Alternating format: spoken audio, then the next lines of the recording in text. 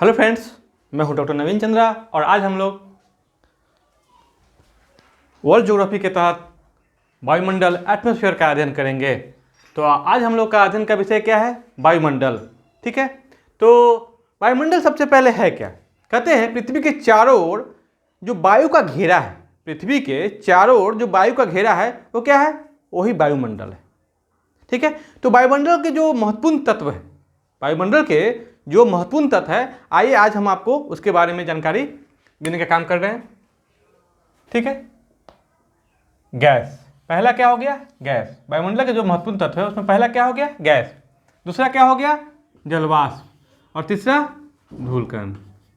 जिस धूलकण को हम लोग एवॉइड करते हैं वो धूलकण भी वायुमंडल का एक अंग है जो काफ़ी महत्वपूर्ण भूमिका का निर्वाह करता है। ठीक है, तो हम लोग देखने का काम करेंगे कैसे निर्वाह करता है। तो सबसे पहले हम लोग आते हैं गैस। ठीक है, तो गैस को हम लोग दो भागों में बांट देते हैं। ठीक है, एक हो जाएगा भारी गैस और दूसरा हल्की गैस। ठीक है, भारी गैस का मतलब, हल्की गैस का मतलब समझ है ना, यहां भी ओजन से ही इसका मतलब है और मात्रा में अधिकता से भी मतलब है। ठीक है, भारी गैस, इसमें ज़्यादा दिमाग नहीं लगाना है। भारी मतलब भारी ही हो गया, वजनदार, और हल्का मतलब हल्का ही हो गया। ठीक है, तो भारी गैस में कौन कौन है देख लेंगे हम लोग। नाइट्रोजन, ठीक है, ऑक्सीजन, कार्बन डाइऑक्साइड।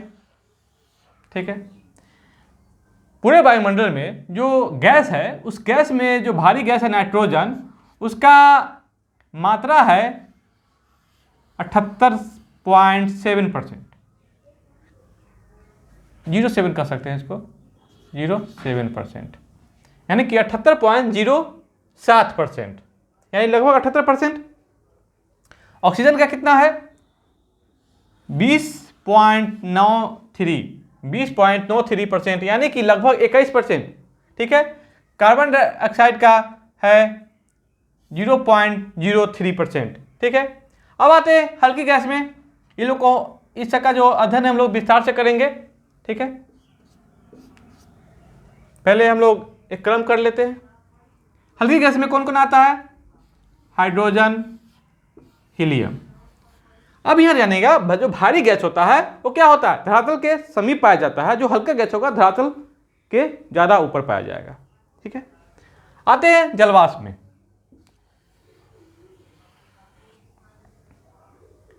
जलवाष्प कहते हैं, जलवाष्प का जो है वो वायुमंडल का सबसे अधिक परिवर्तनशील और असमान वितरण वाली गैस है। सबसे अधिक परिवर्तनशील और असमान वितरण वाली गैस है कौन सा? जलवाष्प, वाटर वेपर। वायुमंडल में संपूर्ण जलवाष्प का 90% भाग 8 किलोमीटर तक ही सीमित है। यानी कि वायुमंडल की जो ऊंचाई है तो उसका जो 90% भाग है वह मात्र 8 किलोमीटर तक ही सीमित है। किसका? जलवाष्प का। ठीक है, ये जलवाष्प के कारण ही बादल बनते हैं। जलवाष्प के कारण ही बादल बनते हैं, बारिश होती है, कोहरा होता है, कुहासा होता है, नहीं बरसात हम पहले बोल चुके हैं, ओस होता है, तुषार होता है, पाला भी होता है, पाला, हिम आदि का निर्माण किसके कारण होता है? तो जलवाष्प के कारण बादल, कोहरा, कुहासा, पाला, तुषार, ओस, वर्षा, हिम वर्षा आदि का निर्माण होता है। अगर वायुमंडल में जलवाष्प न हो तो इसका मतलब ही नहीं रह जाएगा। ठीक है, और जलवाष्प जो है ये वायुमंडल में एक कंबल का काम करता है। कंबल, न ही वायुमंडल को यह ज्यादा गर्म होने देता है और न ही कम गर्म होने देता है, माने कम ज्यादा ठंडा होने देता है। यानी कि ये वायुमंडल में जो टेम्परेचर है उसको मेंटेन करके रखता है जलवाष्प। कहते हैं जब सूर्य की किरणें आती है तो उसको ये ऑब्जर्व कर लेता है, जिससे वायुमंडल क्या होता है? गर्म रहता है। अधिक गर्म नहीं, गर्म रहता है, जिससे लोग अच्छी तरह जिंदगी जी सके। ठीक है, अगला है धूलकण।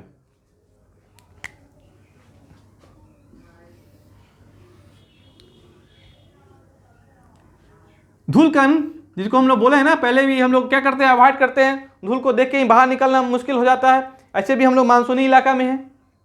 हम लोग का जो इलाका है बिहार, यूपी, राजस्थान, पंजाब, झारखंड, ये तो क्या है, ये सब मानसूनी, और धूल कण जहाँ लू चलती है आपको पता ही है।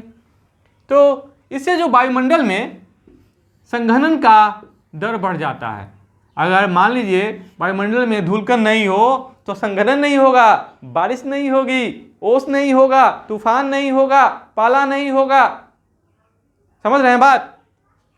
और यह जो धूलकण का जो मात्रा है, धूलकण का जो मात्रा है वो अक्षांश पर निर्भर करता है।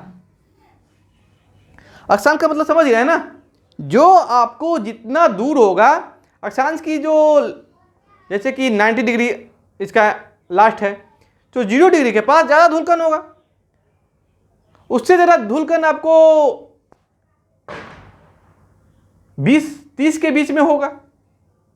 और उसके बाद जो होगा धूलकण की मात्रा कम होती जाएगी। जैसे जैसे ठंडे इलाकों में जाएंगे धूलकण की मात्रा कम होती जाएगी, जैसे जैसे गर्म इलाकों में आएंगे धूलकण की मात्रा बढ़ती चली जाएगी। तो एक अक्षांश पर या अक्षांश पर, लैटिट्यूड पर निर्भर करता है। ठीक है, कम अक्षांश वाले जमीन पर या भूमि पर वहां पर धूलकण ज्यादा होंगे और ज्यादा अक्षांश वाले पर कम होंगे। उल्टा देख रहे हैं ना, देख रहे हैं धूलकण कहां पाया जाएगा, तो मानसूनी जलवायु में यह अधिक पाया जाता है। अब देखते हैं आकाश क्या है। आकाश का रंग क्या है? ओरिजिनल देखा जाए, मूल रूप से देखा जाए तो आकाश का रंग काला है। ठीक है, लेकिन हम लोग को यहां से देखने में क्या लगता है, नीला लगता है। दूर से दिखने पे नीला लगता है, क्यों? तो इसके कारण ही आकाश का रंग नीला धूलकण के कारण ही दिखाई देता है। आई बात आप लोग को समझ में? तो ये जो वायुमंडल के 3 महत्वपूर्ण कंपोनेंट है, इसके आधार पर हम लोगों ने तीनों के बारे में जानकारी हासिल कर ली। अब आते हैं महत्वपूर्ण गैस के बारे में। भारी गैस, भारी गैस की स्थिति के बारे में जान लीजिए, इसकी विशेषता के बारे में जान लीजिए। इसका जो फैलाव होगा यह धरातल के समीप के, धरातल के पास ही होगा। यह धरातल के पास ही इसका विस्तार होगा, फैलाव होगा। वायुमंडल में जो मौसमी परिघटना होती है, सभी प्रकार के मौसमी परिघटना के लिए यह उत्तरदायी होती है। सभी प्रकार के मौसमी परिघटना के लिए यह उत्तरदायी होती है। कौन? भारी गैस, जैसे में ऑक्सीजन, नाइट्रोजन, कार्बन डाइऑक्साइड, ये हो। ठीक है, और यह तो धरातल के टेम्परेचर को बनाए रखने के लिए भी उत्तरदायी है। धरातल के टेम्परेचर को बनाए रखने के लिए उत्तरदायी है। ठीक है, तो हम लोग आते हैं, अध्ययन करते हैं अब नाइट्रोजन गैस के बारे में। किसके बारे में? नाइट्रोजन गैस के बारे में। ये नाइट्रोजन गैस क्या है? कहते हैं यह वायुदाब, पवन की शक्ति तथा प्रकाश के परिवर्तन का इसी के कारण आभास होता है। इसमें न कोई रंग है, न कोई स्वाद है और न ही कोई गंध है। ठीक है, नाइट्रोजन से पेड़ पौधों में प्रोटीन का निर्माण होता है। नाइट्रोजन को जीव जो है नाइट्रोजन को डायरेक्ट नहीं ले सकता, लेकिन नाइट्रोजन से पेड़ पौधे में प्रोटीन का निर्माण होता है और प्रोटीन भोजन का मुख्य अंग है। समझ रहे हैं ना बात? तो आइए इसको हम लोग देखते हैं। नाइट्रोजन क्या है? ये एक जैविक इकाई है। यह हम लोग के लिए जीने की एक इकाई है। नाइट्रोजन एमिनो एसिड का मुख्य स्रोत है। एग्जाम में पूछा गया सवाल भी है, एमिनो एसिड का मुख्य स्रोत कौन सा है? तो नाइट्रोजन।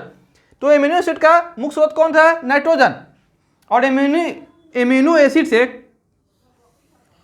एसिड किसका स्रोत है? तो प्रोटीन का स्रोत है। एमिनो एसिड किसका स्रोत है? प्रोटीन का स्रोत है। ये भी एग्जाम में आपको पूछा गया हुआ है। तो एमिनो एसिड किसका स्रोत है? तो प्रोटीन का स्रोत है। और प्रोटीन कहाँ से मिल रहा है? तो नाइट्रोजन से मिल रहा है, जो पौधे के द्वारा जीव के पास आता है। प्रोटीन जीवन निर्माणकारी तत्व है। आप लोग पहले ही पता है, प्रोटीन हमारे जीवन के लिए बहुत महत्वपूर्ण है। और नाइट्रोजन की सबसे बड़ी विशेषता क्या है? यह वस्तुओं को तेजी से जलने से बचाती है। कहते हैं अगर पृथ्वी पर, जमीन पर आग लग जाए, अगर नाइट्रोजन न हो तो फिर क्या कहना, स्वाहा स्वाहा, ठीक है, जलने से बचाती है। इसका जो फैलाव है, नाइट्रोजन का जो फैलाव है, ये वायुमंडल में 128 किलोमीटर तक है। 28 किलोमीटर ऊपर तक, नीचे नहीं जाएंगे इधर, ये ऊपर जाएंगे, ठीक है। और इसकी मात्रा वायुमंडल में कितनी है? 78.07%, जो वायुमंडल में सबसे अधिक है। जो जितनी सारी गैसें है, सबसे अधिक किसकी मात्रा है? तो नाइट्रोजन की मात्रा है, ठीक है। अगला महत्वपूर्ण गैस है ऑक्सीजन। अगला महत्वपूर्ण गैस कौन है? ऑक्सीजन। ऑक्सीजन के बारे में तो बहुत सारे लोग जानते भी हैं, जो नहीं पढ़ते वो भी। क्या है ऑक्सीजन? हम लोग के जीने की मुख्य इकाई। ऑक्सीजन हम लोग क्या करते हैं? सांस लेते हैं। अगर ऑक्सीजन ना हो तो हम लोग घुट घुट कर मर जाएंगे, ठीक है। इसके बावजूद भी बहुत सारे ऐसे पॉइंट हैं, जैसे कि अगर ऑक्सीजन ना हो तो आप किसी चीज़ को जला नहीं सकते हैं, और जब तक जलेगा नहीं तो खाना पकेगा नहीं। जब तक जलेगा नहीं, खाना पकेगा नहीं। तो ऑक्सीजन के अभाव में हम ईंधन को नहीं जला सकते हैं। यह ऊर्जा का मुख्य स्रोत भी है, यह ऊर्जा का मुख्य स्रोत भी है, और यह प्राणदायी गैस है, क्योंकि यह क्या है? हम लोग इसको श्वास लेते हैं। इसका विस्तार वायुमंडल में 64 किलोमीटर की ऊंचाई तक है, किंतु इसका जो विस्तार है, जो वायुमंडल में ऑक्सीजन का, कितने किलोमीटर तक? 64 किलोमीटर की ऊंचाई तक है। लेकिन 16 किलोमीटर के बाद इसकी मात्रा में काफ़ी कमी आती है, काफ़ी कमी आती है। 16 किलोमीटर के बाद इसकी मात्रा में काफ़ी कमी आती है, ठीक है। अब आते हैं अगला महत्वपूर्ण गैस CO2। CO2 सबसे भारी गैस कौन है? तो कार्बन डाइऑक्साइड है। कार्बन डाइऑक्साइड सबसे भारी गैस है। यह उष्मा का अवशोषण करता है, यानी कि वायुमंडल में जो सूर्य की किरणें आती है उसको CO2 जलवाष्प तो ऑब्जर्व करता ही करता है, CO2 भी ऑब्जर्व करके रख लेता है, ठीक है। अगर वायुमंडल में अगर पृथ्वी पर आग लग जाए, तो आग बुझाने के जो सहायक होता है वो आता है कार्बन डाइऑक्साइड, यानी कि ये आग बुझाने में काम आती है, ठीक है। ग्लोबल वार्मिंग के लिए जवाबदेह है, ग्लोबल वार्मिंग के लिए जवाबदेह है। कहते हैं वायुमंडल में ऑक्सीजन, कार्बन डाइऑक्साइड की कितनी मात्रा है?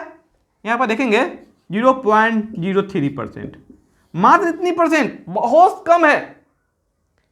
इसके बावजूद अभी हम लोग को गर्मी के मौसम में पसीने छूट जाते हैं, एसी, फ्रीज, कूलर आदि का प्रबंध करने लगते हैं, ठंडे छांव में भागने लगते हैं। मान लीजिए 0.04% हो जाए तो प्रलय मच जाएगा, अगर 5 हो जाए तो कयामत ही ढह जाएगी।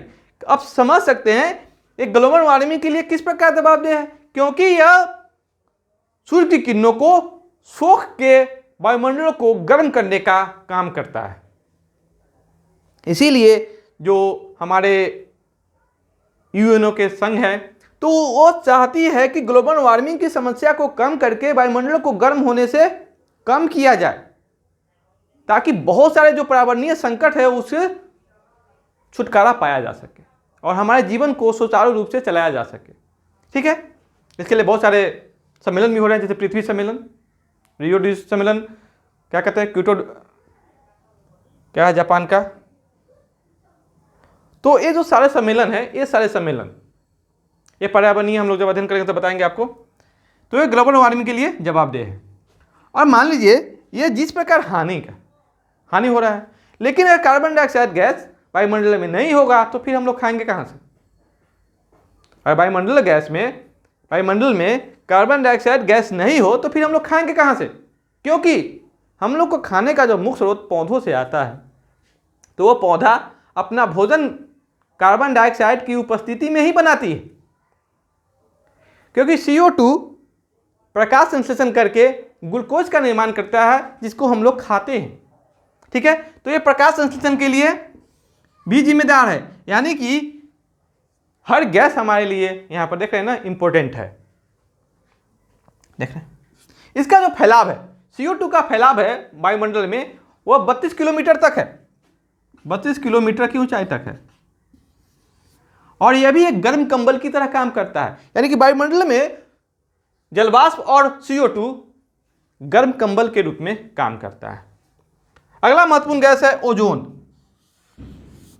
ठीक है, इसका फैलाव 10 से 50 किलोमीटर तक है और यह सात मंडल के ऊपरी भाग है, जिसको भूगोलविदों ने एक ओजोन मंडल का ही नाम दे दिया है। ये ऑक्सीजन का ही रूप है, जिसमें ऑक्सीजन के 3 अणु मिलकर ओजोन का निर्माण करते हैं। इसकी सबसे बड़ी विशेषता क्या है? यह सूरज के जो पराबैंगनी किरणें होती है, जो हमारे त्वचा के लिए काफ़ी हानिकारक होती है, अगर वो डायरेक्ट हमारे त्वचा पर पड़ जाए तो स्किन कैंसर हो जाएंगे, पर्यावरण बहुत सारा गर्म हो जाएगा। लेकिन ये जो ओजोन है, यह सूर्य की पराबैंगनी किरणों को अवशोषण कर लेती है। सूर्य की पराबैंगनी किरणों को अवशोषण कर लेती है और हमें बहुत सारी समस्याओं से मुक्त करती है। लेकिन हम लोग ने क्या किया है, कुछ ऐसे पदार्थों का उपयोग करते हैं जैसे फ्रिज, वो क्या कहते हैं, AC, इसमें जो गैस आते हैं वो गैस क्लोरोफ्लोरोकार्बन और फ्यूजन, तो ये सारे गैस आपको वायुमंडल में जाके ओजोन से भी क्रिया करके ओजोन को खत्म कर देते हैं। जिससे क्या हो रहा है, हमारे वायुमंडल में गर्मी का बढ़ना चलता जा रहा है। ठीक है, ओजोन हमारे लिए बहुत है, तो इसकी मात्रा बहुत ही कम वायुमंडल में, बहुत ही कम, लेकिन यह हमारे लिए काफी उपयोगी है, क्योंकि अगर न होगा तो त्वचा कैंसर, बहुत सारी गर्मी, बेतहाशा गर्मी हमारे वायुमंडल में आ जाएगा। ठीक है, अब आते हैं एग्जाम में बराबर सवाल पूछे जाते हैं। एग्जाम में बराबर सवाल पूछे जाते हैं कि परसेंटेज के आधार पर गैसों का क्रम बताइए।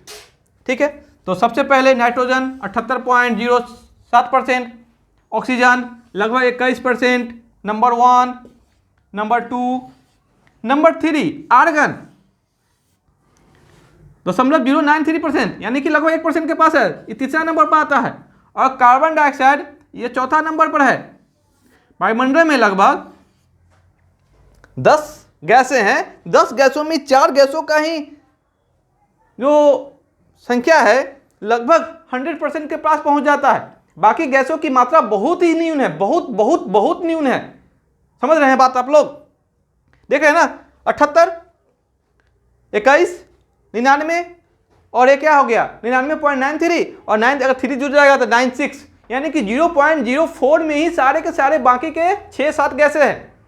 और जो रेडॉन होते हैं, रेडॉन गैस तो हमारे वायुमंडल में लगभग ना ही पाया जाता है। लेकिन जब भूकंप आता है तो वायुमंडल में अचानक से उसकी उपलब्धता आ जाती है, जिसके आधार पर वैज्ञानिक मालूम कर लेते हैं कि भूकंप आएगा। ठीक है, तो आज के वीडियो में हमने इतना बताया आप लोगों को, तो आपको जरूरी समझ में आ गया होगा।